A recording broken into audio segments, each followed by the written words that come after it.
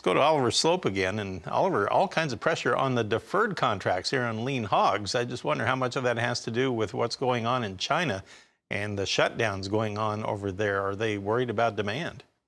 Well, I think that's certainly playing a role in some of the weakness that we've seen here over the last couple sessions. I think today is going on the third consecutive session. I think a lot of this also stems from just a wicked reversal that we saw on Thursday afternoon following that quarterly Hogs and Pigs report, which was friendly. We initially opened higher after that report was released and then sold off pretty good, and that led to some pressure on Friday as well. And so now you're just seeing some long liquidation after what we would refer to as a fundamental rejection, with that June contract trading about $10 off of those highs from just last week. There's some decent technical support near 115. If we can test and hold that on a closing basis, I wouldn't be surprised to see the market start to stabilize a little bit and build a higher base. We've seen a trend of higher lows over the last several months. That 115 mark is going to be the line in the sand to cement that higher low. A break and close below there potentially trigger some additional long liquidation from the funds who've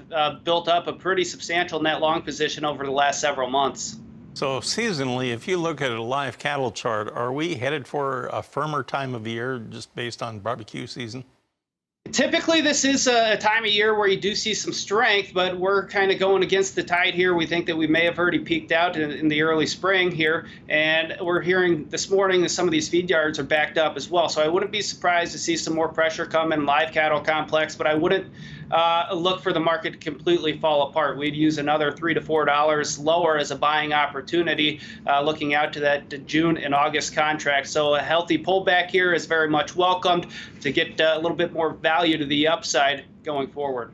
Well, thanks for explaining that, Oliver. Great to talk with you again. Appreciate it. Oliver Sloup of Blue Line Futures with us.